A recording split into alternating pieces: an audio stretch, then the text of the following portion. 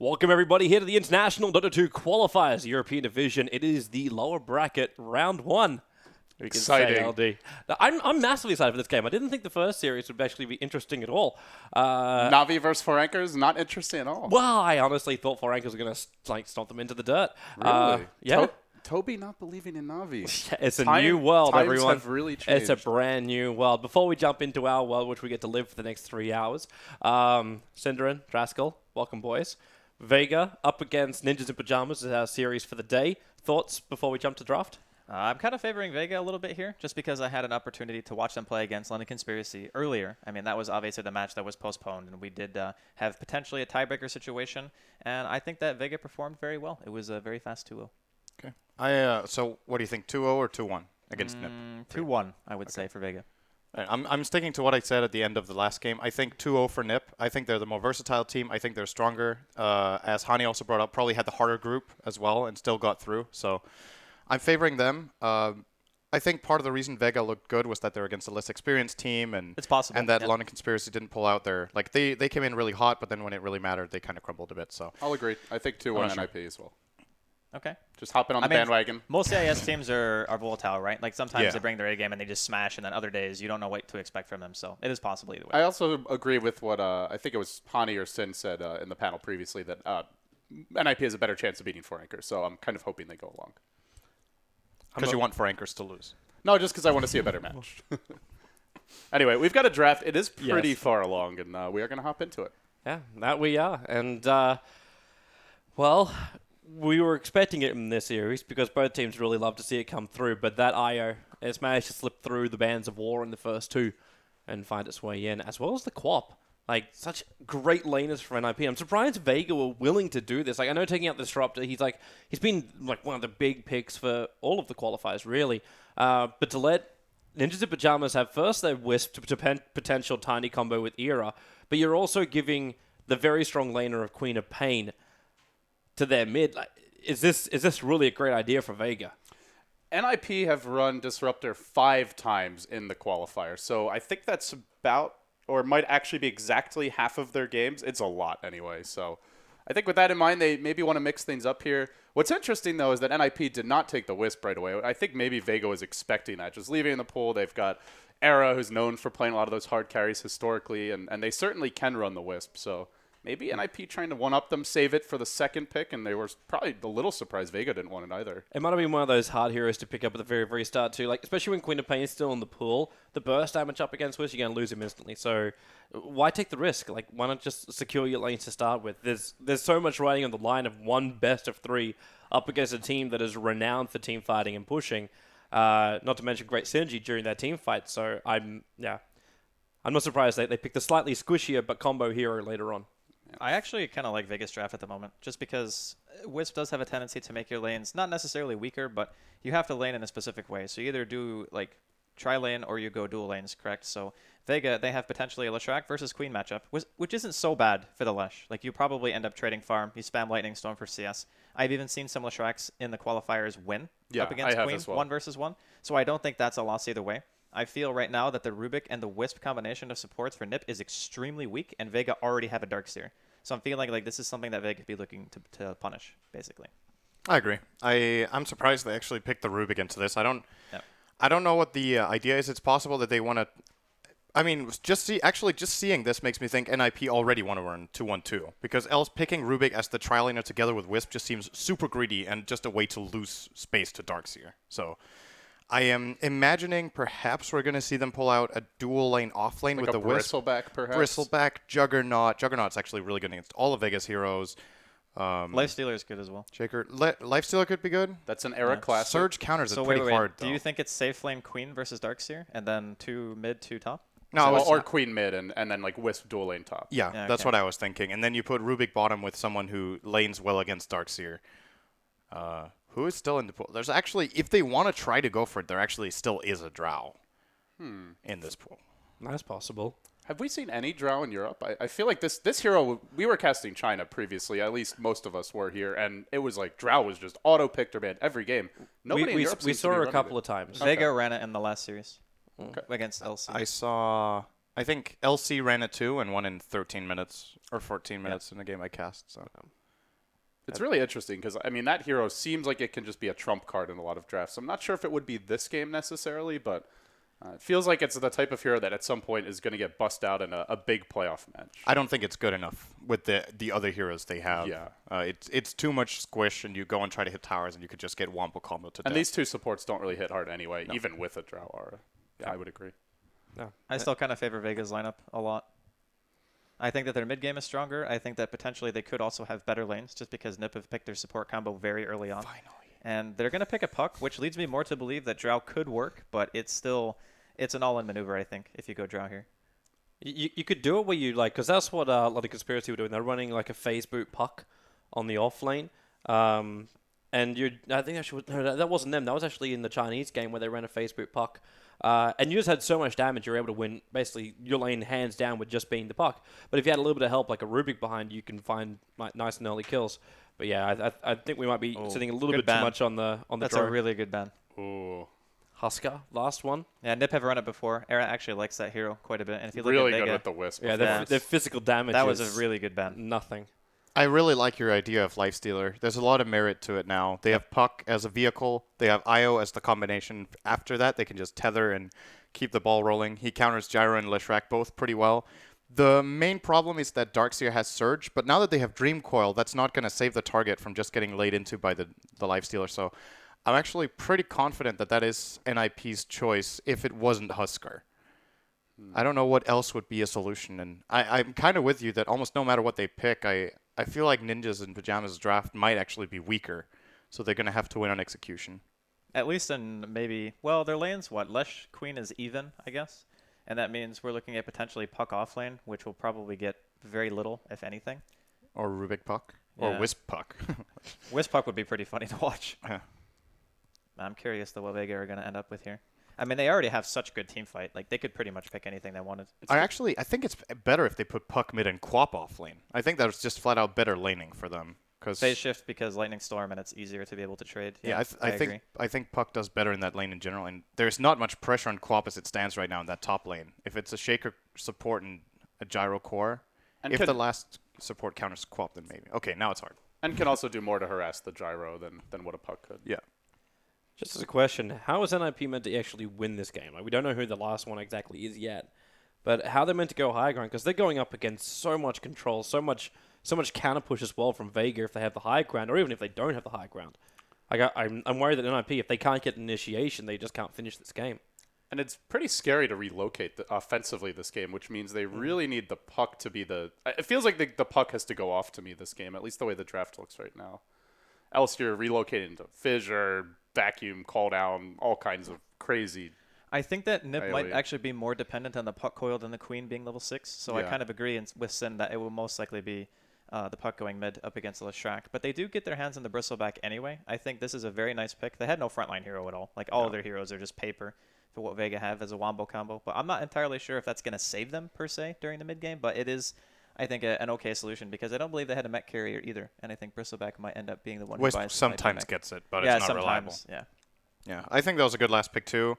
I was still thinking Lifestealer was going to be a solid choice, but now they at least have some more flexibility with their lanes. Now they have the potential of winning all three lanes actually. The Wisp plus Bristleback has a pretty good matchup in the top lane. Shaker isn't that good against it. Neither's Lion. Very low damage. There's a Gyro, but if you get one good play out of your Wisp, maybe you can win that lane. Your mid lane, probably Puck versus Lesh is winnable, and bottom lane Quap versus Darkseer is, I guess, a wash if he just skips the creep. And Rubik, kind of the X factors, maybe pulling, Yeah. maybe ganking a bit.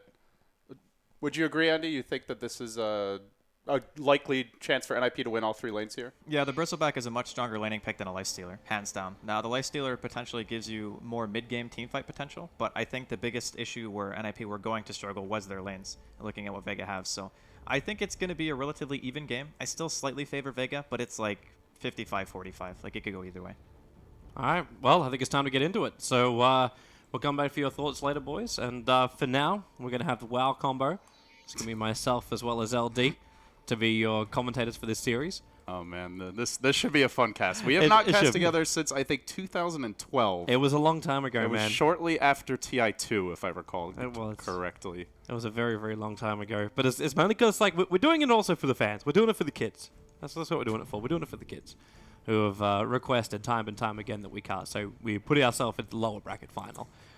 We could have done it for the grand final, but it only would have been real El Clasico if it was Navi versus Alliance in that one. Well, who knows, man? Maybe it'll be so hyped they'll be asking for us back. Oh my God! Wow. It's so amazing. Well, I'm looking forward to getting into this way, and I'm also really happy now with the Bristleback last pickup because it feels like NIP, like the boys were saying too. You've got some strength. You got your front layer hero. Everyone was basically paper until this point. I'm looking at Vega. And even if Nip had like a 20k net worth early on, it was still going to end really, really badly. They're going to contest for the top room. The Fidget actually blocking in Era as well as Seal Kid with a follow-up stun. They don't really have some great damage here, so it's just secure the rune and get the hell out. Well, they get the double bounty off the bat, and last I heard the stat, I think it's like teams that get double bounty rune at the minute 0, like 64% win rate. So if you're a Vega fan, you're feeling pretty good right now. If you bet all those wonderful rares on them, sure. I feel even more confident seeing this man here. Like, we're looking at him, Mag as this Darkseer. For me, I always have loved his offlane. I'm really happy that Vega's had a lot more success of late. Primarily just because like there's so much talent in the European scene which hasn't qualified for TI already. That these guys really do deserve a chance to get in. So looking at this top lane here, Toby, you know, the Andy as well as Sin, they talked about this not being the strongest tri-lane for NIP, just on the basis of the support picks. Now, I think given that there's a Bristle, one of the best early laning partners for a Wisp, I think it's a bit stronger than what they were thinking, but still pretty risky to go aggro tri-lane here off the bat. Vega already getting their pull, so they're going to be pretty happy about that. And I think the two solo lanes here, fairly even in both. Queen of Pain likely to be able to harass Darkseer, but he can always just cut the wave. So already seeing that tower getting pushed in a bit, and looks like it'll be a bit of a farm trade in the end. I'm a little bit wondering about it too, because you've got the Rubik up here on the top lane. Now, Wisp as well as Bristleback obviously want to find their levels as quick as they possibly can. Be it high points up in Spray or back or whatever, and especially for the relocate. But you've got a Rubik that's also hanging around here. I'm not seeing Vega putting themselves in a position where they're going to take a fight up against NIP. They're quite happy just to farm this lane up. If there is an opportunity for it, sure, go for it. But it's a very, very difficult to kill lane unless you find the Wisp, but he's always hanging at the back. So you wonder, what can Rubik do up against the Darkseer? Is it enough to bring him down there and buy some extra space for the Quap? Yeah, it may not be, and I guess the big downside is that they're going to fall behind on levels here, potentially. They're still at level 1 on the supports, it looks like. Yeah. Whereas Vega already got their pull-off, so it's something that ideally NIP either get in there and body block it, at least leech some experience, but so far they haven't been able to do so. And I think the reason is the Fissure. You have to be very worried about getting Fissure blocked and all of a sudden giving up a very quick first blood. I'd just be really worried about giving early advantage to the Vega lanes, especially a hero like Darkseer who can get all of this solo experience. Like, if you can get that telekinesis grab on him while he's surging away, then Queen of Pain might be able to finish the job. With a Shadow Strike, you got the slow, you might be able to get like 1 or 2 screams off on him. There's potential for kill factor there, so I'd like to see Rubik transition down once he hits level 2, and you should have Quap around level 4 or so. So you've got some kill potential in that bottom lane. I'm not saying Steel Kid should be on bottom lane so we can just do the pull and stack and things like that, because that could turn on its head, because Darkseer obviously can help clear all of that. He does have a ward bottom, so if Rubik wants to make a move there, either he's going to need to smoke or he's likely to be scouted out. But I think it's definitely in the playbook here for NIP. It's just going to depend on what they get out of the top lane. They are Radiant, so they're able to get their own pull going. We saw them using it earlier here. And so far, in terms of farm, looks like all the core is very, very even. It's so far like the slightest of advantages from lane to lane. It's like no team wants to make a mistake. It's the first game of 3 games of a best of 3. Like if you lose this, you're 1 loss away from being completely eliminated from TI. And this one's for this is for all the marbles. There is absolutely no margin for error. So very stressful game already. Yeah. Despite no kills. It's when you have these type of games, you play passive. You play to your farm. You play to your timings. Like NIP, they're not really forced to fight here. Like Unison farm, he wants to find extra levels until he's got that burst kill potential, or potentially a better control factor coming in with an Orchid or Scythe, or I know he's going to go directly for Scythe, but like some extra control factor over Vega that'll help him find the kills. And the Puck wants to wait till he has Blink Dagger before he does anything, and the Bristle is just very content to do his thing. on top lane. If the supports can make an opening for it, he'll try and pounce. And the same thing can be said for Vega. Darkseer needs to find levels. The sweet spot is level 13, level 12. Leshrac needs to find farm before he can stand in the fights. Earthshaker wants a Blink Dagger. Lion wants a Blink Dagger. Two actually very greedy supports from Vega. And then you got the Gyro, who also needs a lot of farm. Well, it looks like 4 heroes converging on the top lane. Fissure blocks Seal Kid off. This could be trouble. Toby's tethered up. The lift comes out, but easily popped by Pasha. First blood goes to Vega. And I do want to point out, Vega have been controlling the runes really well. They got another double rune spawn there. They picked up the bottom invis for the Darkseer, the bounty rune top.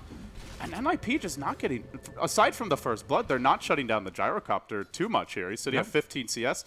And, I mean, there's other options here for NIP. If they don't want to put the Rubik bottom, they could at least stack Ancients with him, do something. But right now, he's just not getting much accomplished here in the top lane. No, he's not. There's no kill potential. It's this lane which can look a little scary, but it's not that scary. And if you only had the Wisp up there, he would have tethered over the top of the Fissure and potentially away. But you've got a very hard to move here like a Rubik. Like if someone caught on the other sides like this can sort of work, but then space is just created by Seema, who sticks very, very close, and the Fissure. They can even turn this one around. No one's going to return to the top lane. He walked up here before him. This time he'll TP in, looking for that stolen era, faked it out the first time, then just goes into Lightning instead.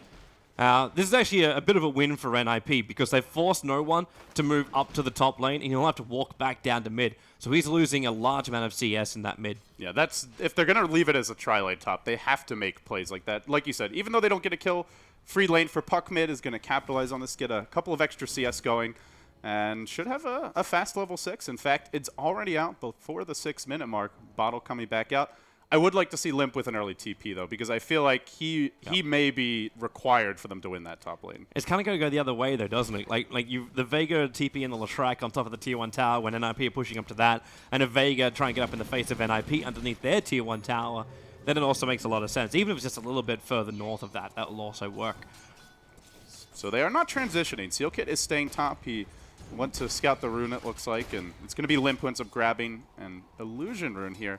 Bottom lane, a dead even trade so far, and I think if you're a Darkseer in general, you're always happy if you get free farm in the laning stage. So here we go top. Big opening with Pasha. The Fissure doesn't help him out. Solo tried to split it up, but Pasha, he needs one more spray there from Era to do the job, and he's going to do it. And that's huge. Not only is it a kill for the Bristleback, but it's also the death of the Gyro. You're going to slow down his progression into damage-shielding items, and that means the Wisp, the Rubik, and the Puck can be a lot more viable in this mid-game.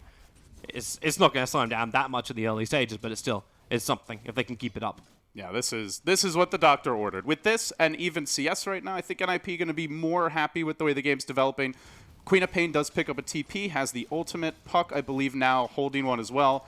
They've got two huge team fight playmakers in the Queen of Pain and the Puck, and I think that's where Vega, having the Darkseer at this stage, not always guaranteed to offer as much in the fight, so perhaps we see NIP look to exploit that, but they have to leave when the lanes are pushed, else it's going to be very obvious, and looks like there's no wards on the map right now. We just see one get dropped down mid at the hill, but there's no lane ward top, which is where a rotation could work out pretty nicely. I'm actually wondering if Rubik was trying to cut through the tree line just then, because he came in very close to the tree line, just to the south of the Tier 1 tower of Dire. And if they can cut a small little path through there, his telekinesis can do a lot more work. The range isn't too bad, and they got an Observer Ward looking towards the tower, not from behind. It's a pretty cool place to put the lane ward. It doesn't see quite as much behind the tower, but anyone who TPs in, you'll generally get the vision, and much less likely to be dewarded. But here we go, Toby. 3-hero rotation towards the top rune, and it looks like they may look to stack the Ancients here as well, potentially. Let's see, is Limp going to? Yeah, he'll take that job over. They're going to start to give the Bristleback a little pot of gold to walk back to, and it looks like this time NIP will get a double rune spawn. It's kind of weird that they left the entire lane. Like the Bristleback could have sat in the tree line or somewhere around there. The main reason I think was just because you've removed the Wisp from the lane, you've removed the Rubik from the lane. The Bristleback's just scared he's going to feed another kill. Yeah, he cannot. He dies there. He gives a huge swing of momentum to Vega. So yeah.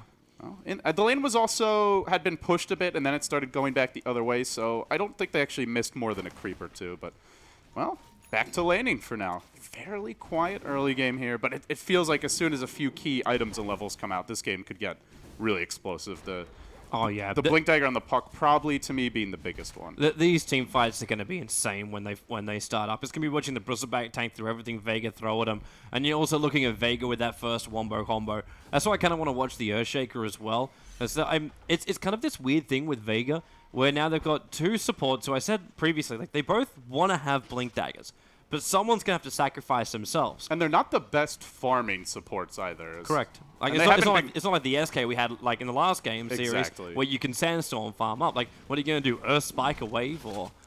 Yeah, these supports to me are generally the type that get their blinks. You see them farming a lane more in the mid game, like when Leshrac goes to the jungle. That's normally where a hero like Lion will take over mid, but they're a bit worried about leaving this tri-lane top in their own right because they know just how scary Bristleback Wisp can be. And we're going to see Rubik make a move. May head towards mid here, try to... Well, he just purchased some smoke, which is coming out in the Curry at the moment. But still no boots here for Sealkid.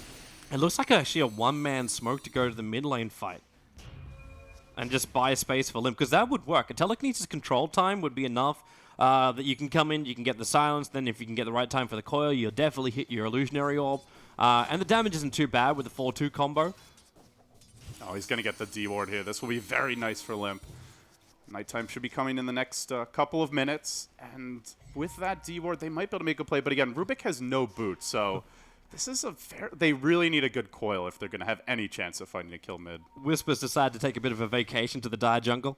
So I don't know what he's searching for. If he's trying to check and see if there's any camps here, if Darkseer wants to try and back up anytime soon, and maybe that's what it's for, like, just to see if he's there ready to flash farm. But with an illusion rune for the wonderful Leshrac, he'll end up scouting out the fact that NIP are in their jungle. Yeah, they actually have 3. Although their supports are not that good at farming stacks, their cores are excellent at it. Gyrocopter, Darkseer, and Leshrac. So a nice move. Unfortunately, Leshrac had already cleared out his big camp. I didn't actually see if he stacked it, but either way, getting a bit of bonus gold there. Looks like bottom lane there will be a TP from the puck. Looking for the first Dream Coil. Here we go. Yeah, they need that extra stun. The damage will be enough, especially when you commit a Sonic Wave like that. He was going to die anyway from the TP, from the Dream Coil break when he TP'd back. I think they're also looking to go up again on top lane because they're very, very close. That Rubik, see, that's that small little path I was talking about. It's only going to take maybe one Tango cut through if he actually had a Tango and he could go for it, but they're going to initiate in. The TP's coming as 2 players from behind, the Earthshaker as well as the line, but you pick up, that's going to give a nice AoE stun, buying Era some space, but there's just so much stun when no one also arrives to the fight. So they end up killing up the Bristleback, but at the same time, you did lose the Darkseer, so it's a trade-off, really. You've just traded your off-lane for your off-lane farmer, in a way. I'd say about 50-50. It was a 4-hero rotation from Vega. I didn't actually see if they used a smoke for the backstab or if they just walked around, but I believe there's a Radiant ward there near the hill, so they must have smoked or they would have been spotted. So in that sense, Vega also used a smoke, and so maybe even a slight win for NIP across the 2 fights. Yeah, it's still insanely close. Yeah. Very, very close. Like you look at the top 4 heroes together. You are separated by a grand total of maybe 400 gold. It's one of the most even games we've had so far this qualifier. We're early in it in game number 1 here. Puck is gonna find a bounty rune. Meanwhile, the Queen of Pain getting the invis. That's the one cool thing about running these 2 heroes is the cores is, yeah, they didn't secure the runes early, but at this stage of the game, 2 of the most mobile laners, and Vega are kind of nervous about walking off on their own, worried that if the 2 cores join up together, they can easily find a kill. But again, Toby, I am still worried about this Rubik. 600 net worth. I think he's almost has his boots now, but this is a support that needs at least basic farm and levels in order to have an impact later on. At the same time, like my concern is actually on a completely different point of this game, and that's the initiation from Vega.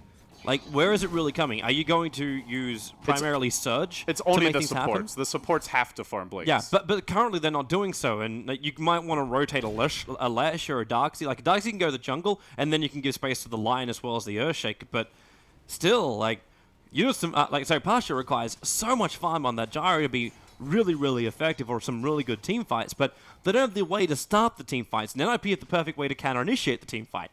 And I don't think NIP are even going to be looking to do that. Like, later on, Bristleback will be sitting there going, I'm more tanky than anybody else in the world, but the Queen of Pain is getting very close to finishing up her Orchid. And I'm worried for Vega that they've given too much time for NIP to really get into these lanes when they could have potentially been a little bit more aggressive with the Lion and the Earthshaker. Get up in the face of the Wisp and the Rubik a little bit more. Like, I know it's been a couple of rotations, but it's still 2 kills in just shy of 14 minutes. That's not as much as I'd really expect, especially from an Earthshaker. Like, this hero used to be the perfect support roaming around and throw down one Fissure, lane is one kind of thing. And then you do that on all 3 lanes and you win all 3 lanes. But right now, I'm not feeling the presence of it at all. It's part of the beauty of running the puck mid is you see the lightning start to bounce, you can phase shift dodge that. Yeah. And he's a very difficult gank if you don't hit the full rotation of nukes. So I think that's how you meant to partially- kill the puck or the quals. Speaking of the puck, has the Blink Dagger now limp, almost getting stunned. No one actually leading Relocate. with the Edict, and in comes the Relocate. Fissure blocking all 3-way, then the perfect follow-up stun for the Lion, but still, they get over the top with the Bristleback, and in he goes onto no one. Queen of Pain ult comes through. They get 2 already. Toby, there's the 3rd. Great fight so far for NIP. Man, that was perfect. The positioning from Unison Farm coming up the river. He hit 2 heroes with that, and that really just crippled the fight from Vega. And the relocate so early in from Hanskin, they're looking to go even deeper. Pasha underneath this tier 1 tower, but Era as well as Hanskin, they can commit to this or at least force exactly that. The TP out, not only do Vega lose 3 heroes, they lose their time in the lane. Lion's coming back, but I'm not sure about this because Queen of Pain is still here. The blink up to Sansi never even got the stun off. All the Hex, all the Finger, which is the only thing that will be required to kill off Limp, and you can't TP more in. The Gyro just TP back. Solo's all alone on the top lane. It's 7-10, and that has escalated very, very quickly. It was just 2-2. It's been a team wipe. It's now 7-2. This is... Okay, not an even game anymore. This is getting out of control. NIP will take the tier 1 top as well. They can defend mid, I believe. It's not that low from the Leshrac. Maybe this tower drops. Edict was used, but there's a glyph available. It's likely to get denied or even counterplay happening on no one if he sticks around too long. Now he's put the tower into deny range, and in comes the TP from the Rubik, who has suddenly hit level 6. I don't think he... Oh, it looks like he's got some items flying out as he's got 1,300 net worth now. So finally, Seal Kitty's got his boots. Hooray! You can finally be a master of magic and also be on the treadmill at the same time. And NIP, they're gonna be so overjoyed at this moment. Like it was such a stalemate. Like no one wanted to flinch. No one wanted to make the play. Vega only did it when NIP pushed the issue slightly, and then just a big cluster fight. That's really what that ended up turning into. And Vega... Good recovery, but nice save. Yeah. And then he just continued on the top lane. Like, the Gyrocopter TP'd out. He says, I don't want any more of this. And the rest of Vega TP'd in. They should not have TP'd in there. Yeah. Yeah, that was the emergency call to basically go for the shelters. Didn't happen, and no one, well... They're getting run over. They're about to get the Queen of Pain Orchid as well, which means they have every single core item that they need. The supports had a slightly slow start on the top lane, but Wisp has level 6. Rubik does as well. And the Wisp's actually getting decent farm here, already up to 2,700 net worth. At least like 60 to 70% of the Darkseer's net worth, which is quite impressive. They're looking at Seema too. They're even going to relocate in for this in case support does arrive, and it's a Dream Call. It actually catches Mag. He'll take the stun from this Unison farm. He does have a Sonic Wave available. It won't be enough to instantly kill off Mag. He'll need a Scream with it as well. But that Lion has been sitting on top of that Observer Ward for the last 30 seconds, while NIP have been walking around inside the Fog of War right around that ward. They do a finger now, and I think Vega need to look for a smoke gank here. Use the finger, try and find a pick off.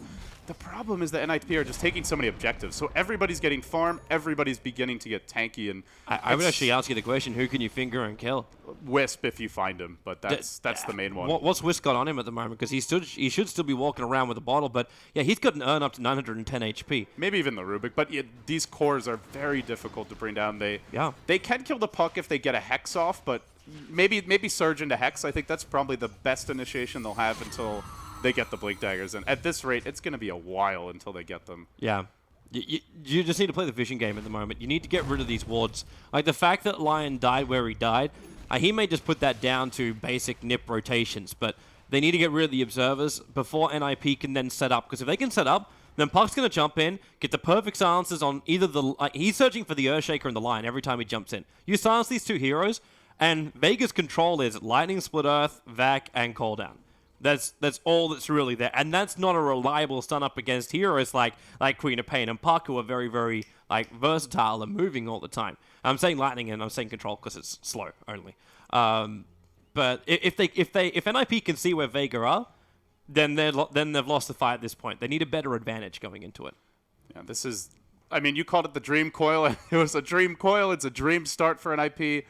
Everything that their lineup needs. This isn't a okay lineup at playing from behind, but definitely not great. They have mainly just decent split push, but they don't have the strongest late game. But I think, given the lead, Vega have to be very worried because they're all about the team fight, but I don't know if they're really going to get those team fights. NIP can spread the map, and if they just choose to come for you, it's because they're so tanky and farm that they feel like their Bristleback is never going to die, and they have, as you've already mentioned several times, the excellent initiation from the puck. So we'll have a pause here. It looks like some audio issues for NIP, but yeah, I think for Vega, they're going to need to make a smoke play soon. Else, NIP will be looking to start taking tier 2s. Wisp already picked up a cloak. I'm not sure if this will be a full pipe build, but with the urn and the cloak, Wisp begins to get tanky. We see a casual cloak on the Bristleback as well. It's actually okay. So they're going to go anyway. If they smoke gank and they fail, they're going to get slaughtered is the problem. They're relocate. Yeah. That's the thing. Is it's very risky because NIP do have excellent counter initiation. Is it almost better for Vega? I don't want to say to lose the tier 2, just to lose the tier 2 towers outright, but try and find as much farm around the map as possible and wait for NIP to come up, because NIP is still limited by the Bristleback. Until Bristle is, as you said, like tanky, can tank everything Vega throw at him, like they can't go high ground. They still require the pickoffs. So if you can, it's hard to play the vision battle when you're trapped inside your own base. It's hard to play Dota when you're trapped inside your own base. But it kind of feels like their only option. Either it's not YOLO, but it's you give her a crack, you try and smoke gank, you try and find the openings. Even if you don't, leave some observer wards to go for your next smoke gank directly after. Or you have to wait for NIP to come to you and prepare as best you possibly can. Make sure you don't lose too much so you can still hold high ground. Because Vega's high ground defense is still very, very good. It is. I feel the real issue here is this is not Na'Vi playing. This is NIP. And NIP is not a team that's known for overextending too much. Once in a while, I'm not saying they're perfect robots, but they tend to play pretty safely, pretty conservatively, and wait for their timings before they make a push. And so it's like if Na'Vi's in this position, I could totally see them overextending, forcing the issue, give up a couple of kills, and give Vega an opening. So you're saying Vega can't just wait for the mistake? It might come, but it's. I feel like the percentage chance of that gross of a mistake happening is fairly low. But you make a good point. If you go aggressive, relocate can really ruin you. So it's where you kind of have to find the Wisp first, else you'll just get destroyed in the fight. You're basically fighting on two sides when the fight begins. Because the relocate's going to bring in the Bristleback behind you. So you've got a huge tanky guy, and normally he's going to be between you and your exit point. Which means you're going to get at least 3 cool sprays on you, and probably a huge amount of physical damage being applied to you as well. Where the other players then coming from the front disable you. So the only option I really see for Vega is you get this fissure, you get the Finger of Death off, you get the follow-up stun, and you get rid of either Quap or Puck at the start of the fight. One of these two heroes has to die before the fight begins for Vega to win. And then you hope that NIP walk into the middle of a cooldown. Vac, I'm not going to say the wall's going to do a hell of a lot, but it's something. And that'll buy a space for even the Leshrac to get some damage out. Now, Solo's broken the smoke, but he's actually in a really nice position. And now, while they see him, the orb actually reveals, and Solo's going to drop. Fortunately, SealKit only stealing Enchant Totem there. That would have been a complete disaster if he gets Fissure as well. But still a nice pick for NIP. The smoke broke. They knew there was really only one place he could be where they wouldn't have seen him already, and that was in those trees. So a good pick off there. Leshrac is getting his farm on here. We see he's building towards the Bloodstone. The Gyrocopter is also farming reasonably well. It's just these supports who are really suffering, especially the Earthshaker, the Lion. We talked about already, the thing with Vega is they don't have initiation so much from their cores. It's really on the supports to provide that. So I think what they're looking for is the Gyro BKB, and then they'll probably try and find that fight, whether it's baiting NIP or potentially even risking a smoke gank.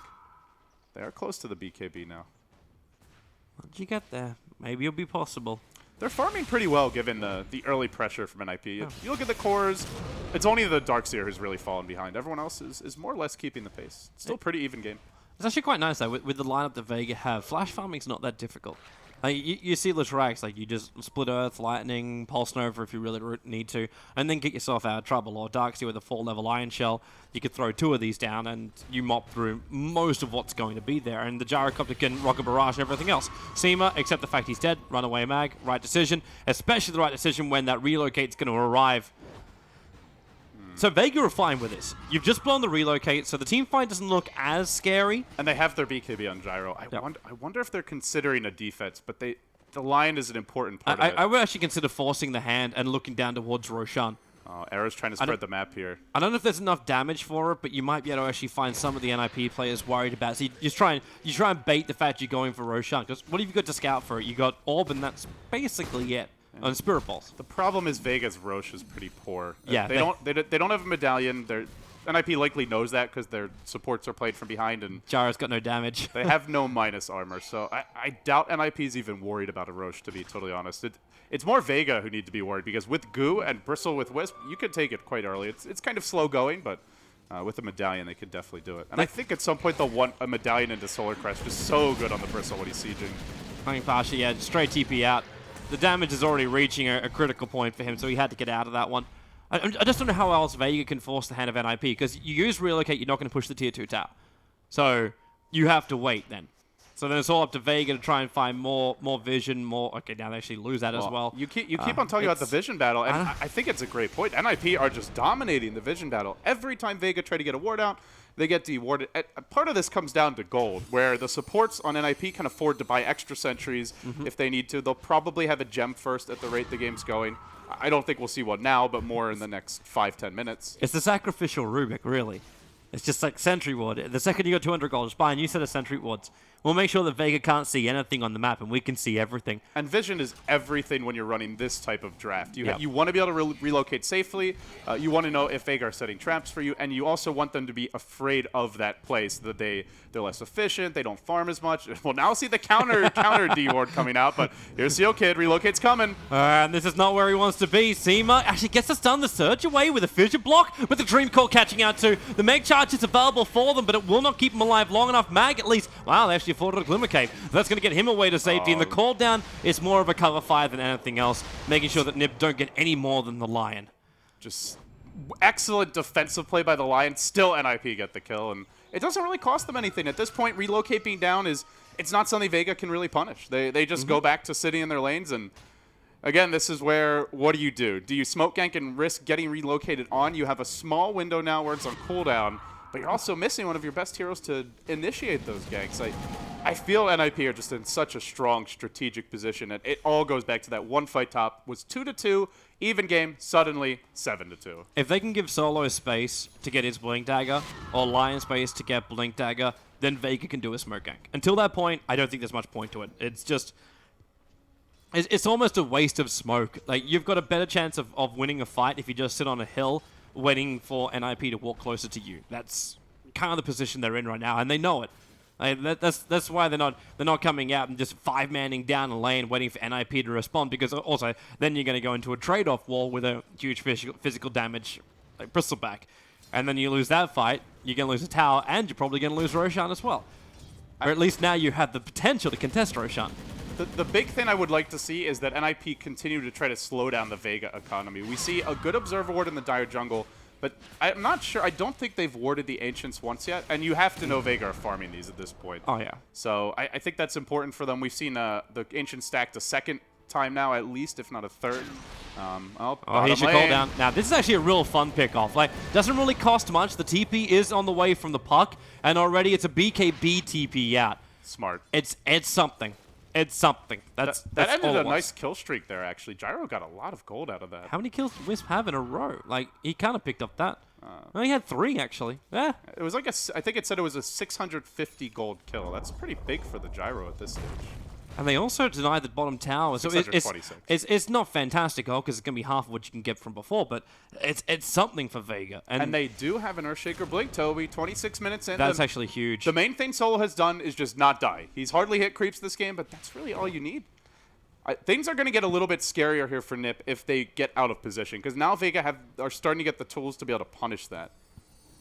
This could get interesting. I'm wondering if it was actually Solo in the old Warcraft 3 version that bought Soul Ring recipes, leave them inside the base, and then sell them all. Yeah, because it was like reliable gold, but in this case, obviously, you don't have to do such a thing. But it's this: make sure I don't die, or if I die, I don't lose any of my money, which I've work so hard to live as it ticks over for. I remember casting a game in Dota 2 where someone did that, and then eventually, I believe it got changed in a patch. But Yeah, Here it might have comes- been that early item manipulation. Well, Limp is the first one to be shown, and they just have to start with the Echo Slam. Follow-up times, Finger of Death. That's how they get back into this game. But they do expend a hell of a lot. But really, this relocates in so far. The Sonic Wave will come in. No one can't TP out in time. The cost is very high for the kill on the puck. But it's something. It's showing that Vega can come to the fights and actually bring something. And it was also a denial. So they actually only got a 1-for-1 trade-off here. That's good for Vega in the end, I think. And they also Blink forced solo. out the relocate. Solo could be in trouble, though. Gets hit by the Quills. Can't blink out in the end. And now, although the Fissure comes, they've got follow-up damage. Orchid there. Another kill. Mega kill for Jonas already, who continues to just pile them up. His blink was actually off cooldown too as he ran up the river. So he had the chance to blink, but he didn't have the vision. It was the Radiant Observer Ward that was on top of the hill, so he didn't know That he was spotted, he was yeah. under pressure. And the second he came up that ramp, he got hit by the Quill Spray. Oh, now NIP find the Ancients. I guess they already cleared the double stack because it's just a single set of Ancient Black Dragons now, but Arrow will happily take that, and He's not finishing it. Gyrocopter has quietly become the most farmed hero in the game, I want to point out. He was split pushing bottom while that fight broke out mid. He did take the tower even though it got denied, and he got the Wisp kill. Vega are not out of this game yet. It's quite a substantial lead for NIP, but it's also the kind of lead that one bad fight can completely throw away. Oh yeah, Vega can just have that huge ass combo. And I never want to underestimate the amount of damage that Gyrocopter can deal in such a short period of time as well. Even though Flat Cannon was severely nerfed, it still can really take a team by surprise, especially when you got such squishy heroes on the field. The one concern here for NIP is they do have quite a lot of magic damage. The Bristle, kind of more damage over time, although it's physical, and you've got the Quapple, but Shrek is building towards a BKB. They've already got one on the Gyrocopter. At some point, these heroes get very sustainable in prolonged fights. Octarine Core comes out, Gyrocopter gets a Satanic. Now, that's looking like probably like 10 to 15 minutes down the road, at least 5 to 10, I would say. But if they manage to get to that point, then I think NIP's lineup really falls off, barring big items like a Hex on the puck, perhaps Queen of Pain getting a Refresher Orb or a Hex of her own. Here is the smoke, though, from NIP. They want to make a play here. So we see the Eagle Song coming out, I should say, for the Gyrocopter. He will be building towards a Butterfly. And he read it perfectly. As you said, like this is one of those games where, like, the only damage, like, if you can have the BKB, you'll avoid all of the magical damage, which is normally the nukes at the start. So if you get the timing right, there's not much more for NIP to throw out. And the Bristleback is a guy who is not wanting to build into a Monkey King bar on this hero. I think he will, but it's normally not in your kit at this stage. He's forced to, really. It's like your 4th or 5th item in this kind of situation. Because if he doesn't, like, if we look like 20 minutes into the future here and you don't have a Monkey King bar over on the Bristleback and the initial burst damage from NIP, which you have to still keep in mind, like, it's an orb and a sonic wave and a scream. Like, that's the initial burst damage. So most Gyros will be able to handle that. If you can get to a point where you have Butterfly, Manta, as well as your BKB and Satanic, which I'm assuming that the Gyro, if this game keeps going the way it is right now, should be able to get to that point. You're looking at a hero who cannot die, because they just can't bring him down. And if you got a mischance on top of that with the Bristleback's physical damage, that's the only way they can finally put him in the grave. That's where NIP will need Hexes, possibly the MKB you mentioned for sure, and maybe even an Abyssal Blade on the Bristle. So there are solutions, but those solutions require a lot of farm. And for now, it is NIP continuing to outfarm Vega, but Vega's still stubbornly holding on to all 3 tier 2s. I mean, Toby, they lost 3 tier 1s in like 5 minutes, and we're now 30 minutes in, yet to drop a single additional tower.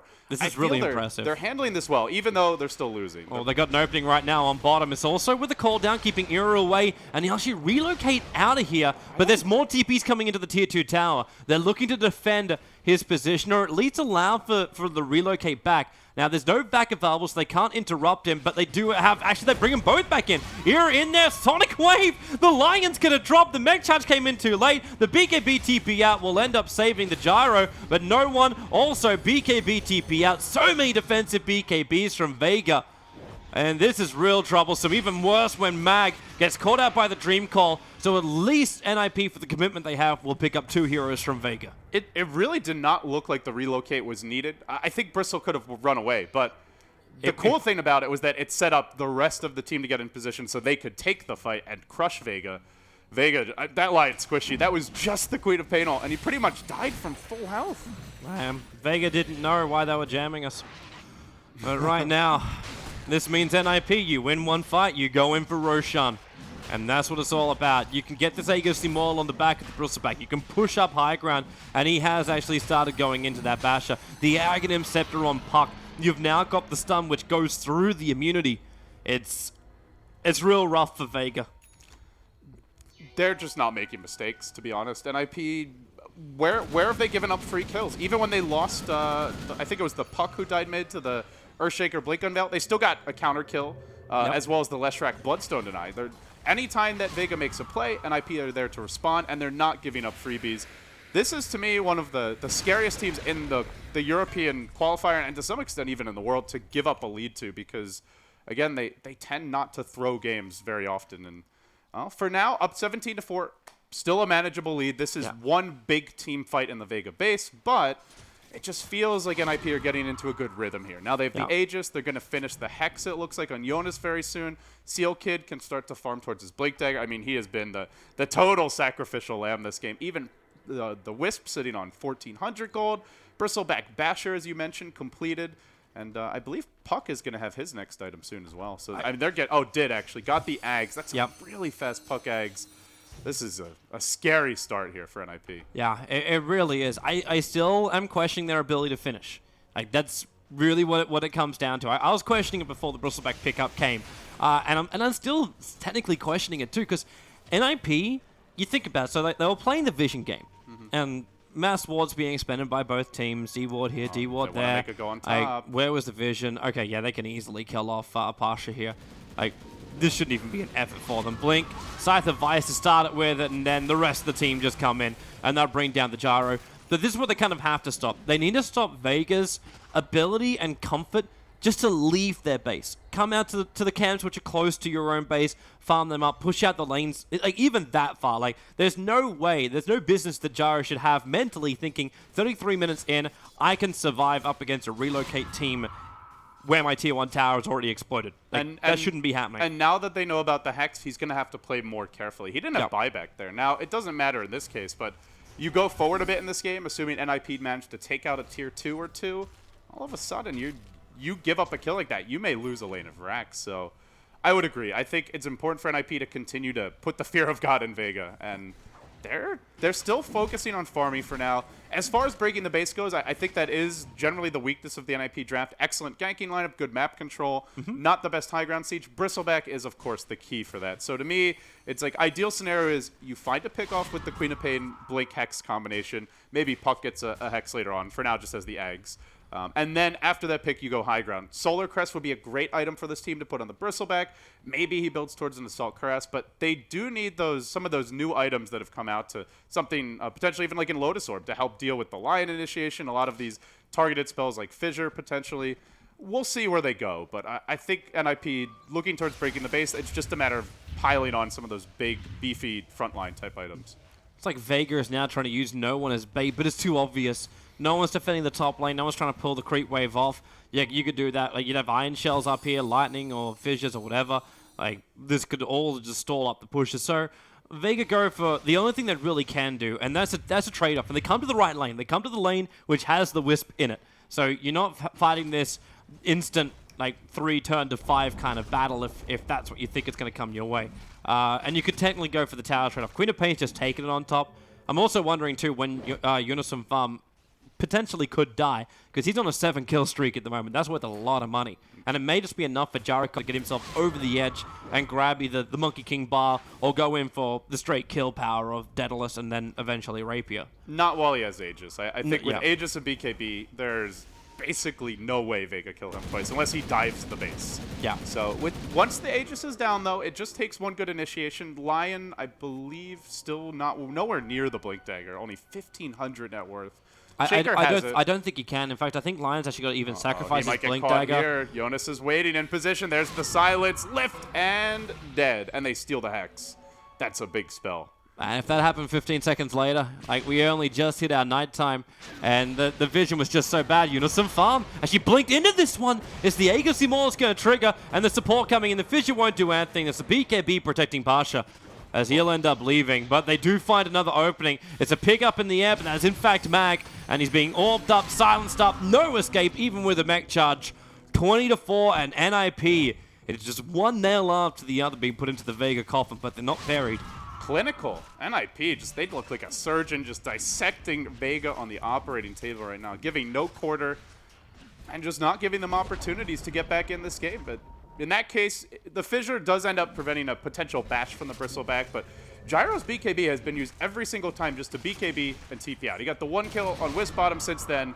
We've seen absolutely nothing. Now the siege begins, Toby. They've got the tethered up overcharge Bristle That's a good Fissure. in front. That's a really good Fissure. It controls Era on the front lines. That means no one can go to work, but this BKB, it just lasts for the whole duration of the Fissure control. Decent. So all the magical damage they wanted to chip him down with did nothing. Decent hold, though. They force out the BKB charge, and they don't lose the Rex or the Tier 3. Mm-hmm. I think Vega, and that's because NIP respect Vega's high ground. They know what we've been talking about from minute one, which is you overextend, you get Fissure block, maybe there's a Blink Echo, the wall gets dropped into a Vacuum Lion stun on 3-4 heroes. Yep. Then you can easily throw this lead. So they're not even going to give them a chance. They'll back off and just farm. They're going to need more items, it seems. And NIP are playing for the timing victory. And for everyone out there might be thinking we're just doing Mr. Positive stream. It kind of is, because like you still understand the fact that Vega has that win potential. And NIP understand that. So as you said, they're not giving that chance to Vega. You sit back, you farm up, you don't let them have your big calls with kill streaks. You don't set the Bristleback back by like 50 seconds of not farming, which is a crap ton of money, but also the goal he'll end up losing from dying and giving over. You don't give this potential to Vega, which means Vega have to come outside the base and fight Nip, which is exactly what Nip want. And some lineups have bad base defense, right? Like we've seen lineups with like Spirit Breaker, Night Stalker, Chen. These heroes do not hold the high ground, but Vega have it. This is an actual meat grinder if you walk into it too early. So I think they're wise to sit back. They have to take some risks, though. They can't just sit in the base the whole game. And it goes back to the vision game that you brought up earlier. It continues to be an issue for them. Looking at Dire Vision right now, I don't think they have a single ward on the map. They have creeps pushing mid and bottom. They're blind. That's it. And it makes it so difficult to make any plays as a team. This is the reason why they had the Leshrac pushing the bottom lane before. It's like, well, what do we do? Okay, we can't go to them because we don't know where they are. So build it and they will come. Put the Leshrac down that bottom lane and say, if you want to kill him, you got to come to us, and then they pounce. But the problem is every time they do that, it's just so obvious. Now, this is the best chance they've had so far. Except it's nighttime. They don't have the vision. They can't see NIP running at them until NIP are practically on top of Vega. So Era is a frontline runner. They're around the corners. The spray came out, and there's your Observer Ward. The instant Hex on Era with the cooldown as well. This may just be enough for them, but the Lion, so injured. Seema, he's so low. Era's just got so much physical damage. He's beaten through them all. Partial's been isolated as well. The cooldown's already lost. There comes your Fissure with the Sonic Wave. Vega's down 2 heroes, and it's not going to end there. Mag's going to drop with Limp sitting on the edge. Maybe Unison Farm. No, even he can't die. That's it. It's a team wipe. In the words of my wonderful co-caster, they're all dead. Jesus, man, that was brutal. They get the jump, but it's on the worst possible hero. It's like, oh, cool, we found one. Oh, wait, it's Bristleback. There's just no way they're killing him to start the fight, and certainly not when they didn't expect it. And I don't know. It was just one of those things. Like, they drop the ward, they see everything, they react first, but NIP have enough of a lead that they can afford to get caught on a hero like Bristle, and there's no solution for the BKB Bristleback. They don't have, we saw last game, the Winter Wyvern, great counter for this type of play. I'm hearing a lot of action right now. They're inside of rush. I'm like, is someone dying right now? It's okay, Toby. There's definitely someone dying in my ears. Yeah. Oh man. Our producer is telling you to take a chill pill. It's not possible with how dominant. Hey, dude, we've both taken enough pills to get us upright for today. So, picking ourselves off the sick beds. Think of the children, Toby. I am thinking of the children. That's why we're doing this cast together. Okay. We sacrifice knowledge for. I don't know where you're going with this. I don't know what I'm going for either. Like, what do we even bring, LD? We bring a commentary of the game here. So, looking at what Bristleback has picked up, he's got the Assault Cuirass. Big item to break the base here. I still think a Solar Crest would be an excellent pickup for this team. They already have the Glimmer Cape on Handskin as well as Vlad's, and I just love the way NIP have itemized. I don't think there's a single item that you would look at and say that should have been something else. Queen of Pain getting early Orchid, perfect this game because she was snowballing, and it's great against at least 3 or 4 of these heroes. Yeah, you've got some BKB carries, but they're not going to have them early. The Puck Blink, I mean, that's pretty obvious. Yule's fantastic to just be disruptive in the fights, prevent the Earthshaker counter initiation, and catch the Darkseer when he's trying to surge away. BKB coming out on Queen of Pain makes her essentially immortal. Bristleback, just your standard aggressive optimization. And I think the Wisp items just they're such good utility items for the position they're in. Now, you've got 2 cores on NIP who are unkillable. Absolutely unkillable unless they're caught 1v5. And even then, I'm not sure you can get that kill because there's always the defensive relocate, the defensive glimmer. It's such a comfort zone for NIP. Oh, they found Solo. Limp knew he was lurking. He likes these cheeky little plays. Where are you going, Bubba? Nowhere fast. Right back to the well. They can't leave the base. You can't. You can't. You actually have to wait for NIP to come up. If you could push your own wave so it reaches your own base quicker, that would actually favor Vega right now. How often do you see a hero like see the missile get dropped, just walk up and kill it before it starts moving? That's how confident NIP are right now. I think this is where they look to break the base. They have Aegis, they have double Hex, double Sonic Wave, double BKB.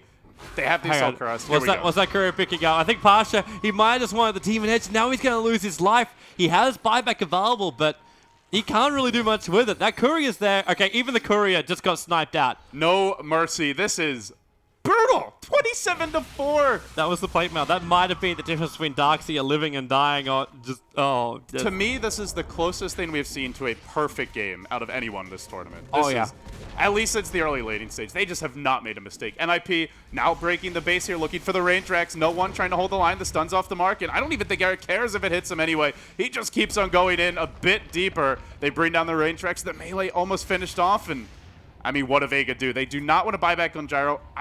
I almost think you give up the slate of racks because you need another big item on it, but then it's a free racks. You just sell tickets to a building destruction. You can make a fortune off this, Vega. This is looking like that episode of The Wire. They jump in a bit further. No one lifted. Drop the walls there as well. Mag, there's a refresher. Queen of Pain. Another Hex is coming. There's the ult. Connects onto Solo. Trapped on the rear. Barely TP's out, but he ends up dying anyway, I believe, to the coil break there. And well, Jonas low on the way out here. They did end up forcing this Gyro to rejoin the fight with the buyback. The Leshrac also bought back, but I don't really think they can hold this, Toby. They can't. This just may be game. They've expended everything they've got. Era's seeing it coming from a mile away. When the 2 feet go up in the air, you step right and then come back for the do-si-do. Bringing down the melee racks, then you can bring down the bottom. There's nothing that can stop him. Era is just so farmed. Even Unison farmed. They were so close to killing him off, and then he's just like blinking away. I'll regenerate, come back again. Oh, I didn't even have to. Had Nagus the Immortal up my sleeve. Okay, yeah. Good luck, Vega. This is, that whole wonderful position where one great team fight could win it all for you. Like, maybe if they can get a huge-ass Echo Slam, but even in the last fight, the Echo Slam never came. Unison farm, there's the Aegis Immortal pop. Limp's in the middle of it. He Dream Called them all up. What do we end up stealing? It was a Nurse Spike for the Rubik if everything else wasn't enough. Finally, they actually kill off Unison farm, but Era is still standing. They have to get rid of him for now. No one's doing some good work with the Pulse Nova and Era. He's very low. He is, in fact, going to drop, but this is when NIP use their money to basically win the game. They've just bought back every hero they had, BT them in, and walked to victory. All right, let's see if there's anything left in the tank for Vega. They've got no Darkseer ultimate, no call down available, no Echo Slam, no buybacks. It's 5 on 3 right now with no buybacks, no big ultimates. I actually don't think they can hold any longer. This will be a second lane of racks. The Glyph also not available. They'll take down the melee. Era turns his attention to the ranged, and with this, 2 lanes of racks to nothing. Tier 2 still being held in mid and top for NIP. I think you just GG out at this point if you're Vega. It is a best of 3. They'll have a chance to reset, but they got worked here in game number 1. That they did. And I don't... 30,000 gold lead. Like, I'm looking at this for Vega coming into game number 2, and they cannot be as passive with the heroes that they pick, or else NIP is going to do this to them again. You got your Vac in. Where's your Echo Slam? Well, okay, I'm not even going to see it. The cooldown's actually doing some work, though. Rubik is going to die in the end with a flag cannon damage out from the Gyro, but Era is still alive on the high ground. Hounskin maybe not going to survive as long, and in comes your Sonic Wave. Pasha on 55 HP, is able to run himself away to safety to heal up to fight another day. But there's still so many heroes of the core heroes of NIP left standing inside the base. Even there's that TP coming in from no one. If they can isolate Era here at least, okay, he just basically battled and sacrificed his life for Megas. Even though Hanskin's going to come back in again and try and keep him alive, this may not survive for much longer because there's still a large amount of damage. The rocket's right behind him. The lightning slowed him down, so Hanskin's going to drop. And Era, well, okay, he is just legging it. Like, he is like, it's not even a 100-meter sprint. He's going for the full 400-meter victory here with the golden medal. And just starts up again. They can't even get the cooldown off after the missile hits. That's how fast he is. Even if they get even if they get 5 kills there, they can't win because they're still tier 2s and there's still a couple of buybacks. It was an unwinnable position for Vega at that point. Yeah, it really, really was. And you could see it coming. Like we're looking at it. It's like, okay, this was coming for 30 minutes. This was the guy standing in front of the steamroller, a horrible scene in Austin Powers, where it's just like, no. And just no. Mercy, please. No mercy was had this day. And I mean, you mentioned, like, oh, can they sneak Roche? That would have been a way to try and come back, but they didn't have that available. I don't think they could do it. They had the Blink Dagger reveal. That worked. They got 1 kill, but then it was a 2-for-1 in the Leshrac Bloodstone Suicide. So, with that said, of course, we've got our analysts here. Andy, Sind, what happened to Vega, man? They just got wrecked. They got outplayed really badly. I was going to say that. I don't know. Well, I mean, what else do you say? Some games are just down to the fact that a team plays better than you. I feel like their draft on paper should have actually matched up better against NiP than their own lineup, even with a 30,000 golden experience deficit. They were showing that they could actually take team fights. They were a lot closer than they would have been with other drafts. Yes, that's for sure. Yes, I just think it was a lot of little things. I feel like Vega during the mid game, they didn't really play around their lineup at all. They weren't trying to 5-man or anything. They were constantly getting caught off in lanes. I mean, Wisp relocates, did a lot of work here for NiP, and after seeing the Wisp second pick, you have to have a certain expectation of playstyle, and I feel like Vega were just caught with their pants down. Like, they just had no idea what to do. It seemed like they were just... We were talking about, well, is there going to be a mistake for NIP? It really felt like Vega was just waiting for NIP to make a mistake, but they never tried to do anything. They never really took any risks that game. They made the one smoke gank play with the Blink Dagger reveal on Earthshaker, but outside of that, they just kind of watched. And then when they tried to hold, it was when there was like a 30k gold lead in Aegis and they were pushing high ground. Sind, thoughts on the game? I mean, I feel like you've pretty much covered it already, but it's as Draskell says, it's a lot down to playstyle. It is an elimination match. I don't know Vega. They have a couple of experienced players, I guess. It's mainly Solo who has competitive experience, but the others, it kind of seemed like they froze. It's like it got to them how much is on the line here, whereas NIP as a squad have played multiple tournaments both on LAN and online where they've been in elimination matches and had to pull up a great performance and have done it so far.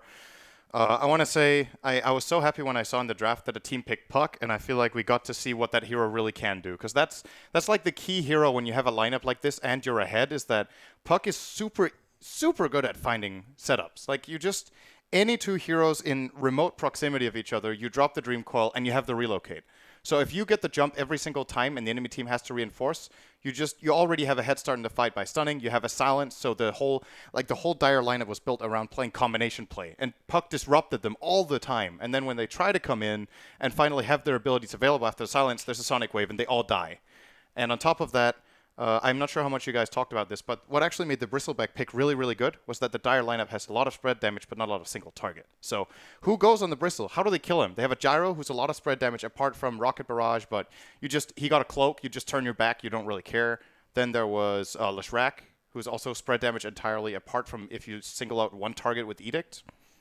Bristle was just almost impossible for them to deal with in that game. They didn't have any way to force the Bristleback to face the team either. There was no, not that we see much Legion Commander. There was no Axe either. I've seen Axe work pretty well against him. Shadow Demon works really well, but we have to remember this was, I believe, a 5th pick Bristleback, and that's where it gets very difficult to counterpick it. I think it was the last overall pick. It was the last overall pick. So I don't know if it was necessarily something that needed to be counterpicked, though, to a degree. I would still say on paper, Vega should have won their lane. Like, they went aggro with Bristle, Rubik, Wisp. I still say that Vegas tri-line should have won, and maybe should have even gotten a handful Shaker, more kills. Lion, Gyro. Yes. Shaker, Lion, Gyro versus and Rubik, it's Shaker Bristle. and his safe lane as well, which I feel is make a little bit stronger at the very least. The only way you win that lane is if so ideally, if NIP play the lane perfectly, the only one who's ever exposed is Bristle. Right. And in order to kill the Bristle, they need to fissure block him off and not have the supports able to help. But even then, Wisp can still just tether and heal him from behind the fissure. And if Bristle just runs into Shaker Shaker Lion, they have no counterplay. Like, they actually can't do anything in that lane without Gyro rotating away from the creep wave down to the supports and helping out. And they even found the pick. The Rubik was out of position once, got Fissure blocked. They got a first blood, but there was nothing else really after that. And it was a pretty even laning stage. And then there was that big fight top. Scores 2-2. Then all of a sudden, Toby, there's 5 dead, and they just completely outplay them in the fight. That's kind of where everything just seemed to tilt. Like, it was a fight that started in mid, then they chased the Gyro behind the tier 1 tower, and then Gyro TP'd back and 2 TP'd out. And it was the 2 supports who just ended up dying to the NIP heroes that were already there, which caused the 5-0 trade. They really had to give up that tower at that point. Like, they either give up the tower or walk into the lane. But Gyro's gone, and then they're TPing in that. I mean, I think like you were saying, Sind and Andy, it's a big spotlight. They have performed really well in online tournaments, but Vega has not played a major LAN before. And, well, this is essentially it's a major LAN in terms of how much it matters for the teams. Well, guys, I think it's time we actually have a break before we come back for game number 2. So, everyone, grab yourself a beverage, and we'll see you back here after a short break.